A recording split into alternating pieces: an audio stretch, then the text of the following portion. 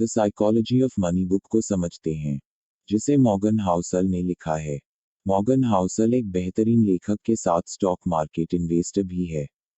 यह बुक हमें केवल साइकोलॉजी ऑफ मनी को नहीं बताती बल्कि ये हमें और भी कई लेसन सिखाती है, जैसे कि पैसा कैसे जोड़ना सीखे, अमीर बनने के लिए माइंडसेट क्या होना चाहिए, पैसे बर्बाद मत करो, डोंट वेस्ट मनी।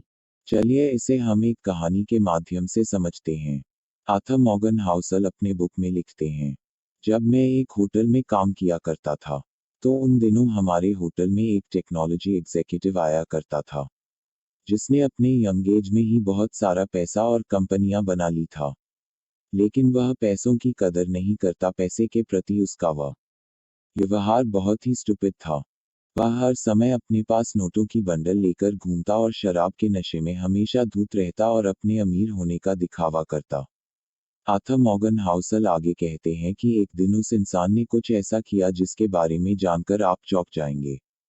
दरअसल वह इंसान अपने दोस्तों को एक नोटों की गड्डी देकर कहता है कि इसे सोने के सिक्के में नट करके लाओ। उसके बाद वह अपने दोस्तों के साथ मिलकर उस सोने के सिक्के को समुद्र में फेंकते हैं और गेम खेलते हैं। कौन गोल्ड कॉइन्स कितना दूर फेंक पाता है। पैसों के साथ उसका यह व्यवहार उसे जल्द ही बैंकरप्ट बना देता है।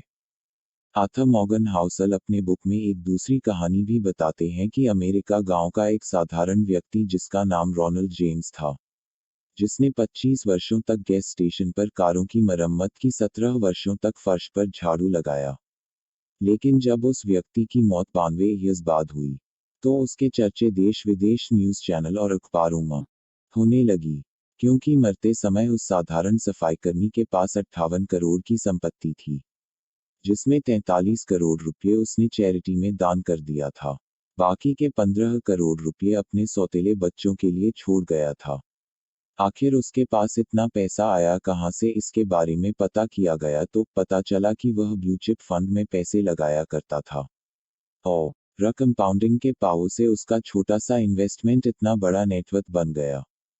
अब आर्थर मॉर्गन हाउसल उस टेक्नोलॉजी एग्जीक्यूटिव और एक साधारण से सफाईकर्मी के पैसे के प्रति बिहेवियर को कंपेयर करते हैं और कहते हैं कि पैसों को अर्न करना या उसे सेव करने के लिए किसी टेक्निकल नॉलेज की जरूरत नहीं है, बल्कि यह इसके ऊपर डिपेंड करता है कि आप पैसे को कैसे खर्च करते हैं। पैसे के प्रति आपका रवैया क्या है।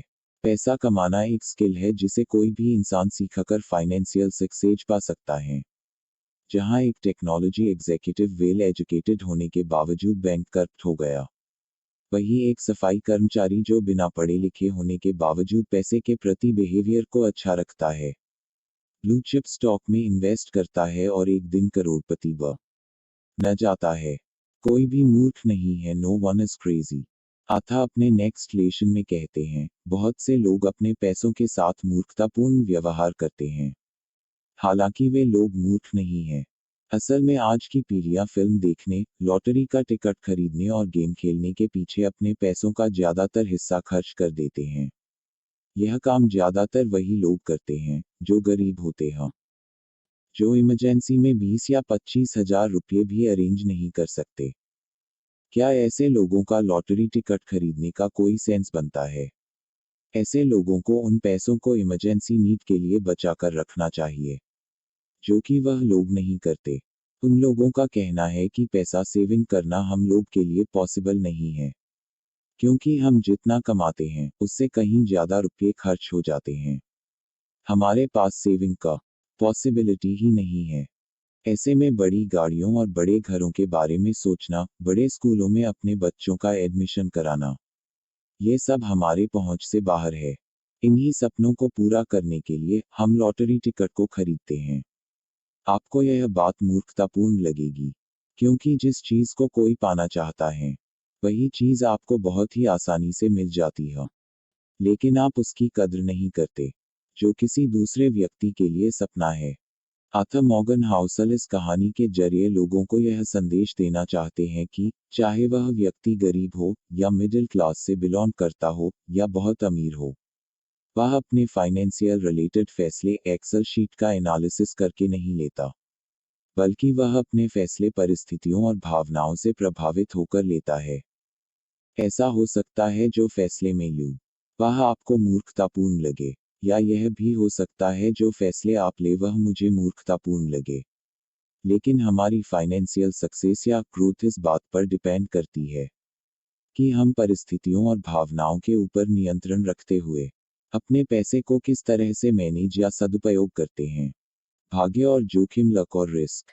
भाग्य और जोखिम के बारे में आर्थर मॉर्गन हाउसल का कहना है कि भाग्य और जोखिम भाई भाई हैं। ये दोनों वास्तविकता के प्रमाण हैं। जीवन में हर नतीजा व्यक्तिगत प्रयासों और भाग्य पर भी निर्भर करता है, जिससे जोखिम भी जुड़ा होता है। इसे हमें कहानी के माध्यम से समझते हैं जिसका वर्णन मॉर्गन हाउसल ने अपनी बुक में किया है। वह लिखते हैं कि 1968 में जब बिल गेट्स एक स्कूल में पढ़ने जाते थे, उस समय पूरे वर्ल्ड में 30 करोड़ उनके जैसे स्टूडेंट हाई स्कूल में पढ़ा करते थे। वह जिस लेकसाइड स्कूल में पढ़ा करते थे, फाइनेंशियल मजबूत थी। न के पास बच्चों को सिखाने के लिए कंप्यूटर भी था। बिल गेट्स उस दौर के लकी स्टूडेंट थे जिन्हें कंप्यूटर सीखने का मौका मिला। ऑन रिकॉर्ड बिल गेट ने एक इवेंट में यह बात कही थी, अगर लेकसाइड स्कूल नहीं होता तो शायद मेरी कंपनी माइक्रोसॉफ्ट भी नहीं होती। इस प्रकार से बिल गेट्स के सक्सेस होने के पीछे बहुत सारे फैक्टर थे, लेकिन उसी में से लक एक था। बिल गेट्स अपने स्कूली दोस्त केंट एवंस के बारे में कहते हैं, अगर केंट ने मेरे साथ ही स्कूल छोड़ दिया होता तो आज वह मेरे कंपनी माइक्रोसॉफ्ट के फाउंडर होते। लेकिन उन्होंने अपनी पढ़ाई जारी रखी और माउंटेन क्लाइंबिंग का दौरान उनकी मौत हो गई। उन्होंने उस जोखिम का सामना किया जो लाखों में से कोई एक व्यक्ति करता है, क्योंकि माउंटेन क्लाइंबिंग करने लाखों लोग जाते हैं, लेकिन उनमें से मरता कोई एक ही है। इस प्रकार से लेखक मॉर्गन हाउसल भाग्य और जोखिम को समझाते हैं, जिसका मतलब यह हुआ कि बिल गेट्स के सफलता के पीछे उनके भाग्य का हाथ है। हालांकि सफलता मिलने के पीछे भाग्य के अलावा और भी कई फैक्टर होते हैं, जैसे कि एफर्ट्स, हार्ड वर्किंग, डिसीजन, सही मार्गदर्शन पर काम करना इत्यादि। कभी भी पर्याप्त नहीं है, never enough. Psychology of money के बारे में समझाने के लिए लेखक कोलकाता में जन्मे रजत गुप्ता का उदाहरण देते हैं और बताते हैं कि रजत अनाथ होने के बावजूद 40 साल की उम्र में प्रेस्टिजियस कंसल्टिंग फर्म मैकिन्जी के सीईओ बने थे। उनके पास 2008 के दौरान कुल $100 मिलियन थे, जिसे वह चाहते तो बैंक में रखकर इंटरेस्ट इनकम के जरिए ना कुछ किए बैठे ही 2 घंटे में 1 लाख रुपये कमा सकते थे। लेकिन वह इतने पैसों से संतुष्ट नहीं थे। वह करोड़पति से अरबपति बनना चाहते थे। उस वक्त वह गोल्डमैन सैक्स इन्वेस्टमेंट बैंकिंग कंपनी के डायरेक्टर थे। उनके पास इतना पैसा रहने के बावजूद वह लालच में आ गए और ऐसा काम कर दिया जिससे वर्षों का बना बनाया रेपुटेशन मिट्टी में मिल गई। वह बोर्ड मीटिंग में मिले सीक्रेट जानकारियों को फाइनेंशियल प्रॉफिट के लिए बेच दिया करते थे।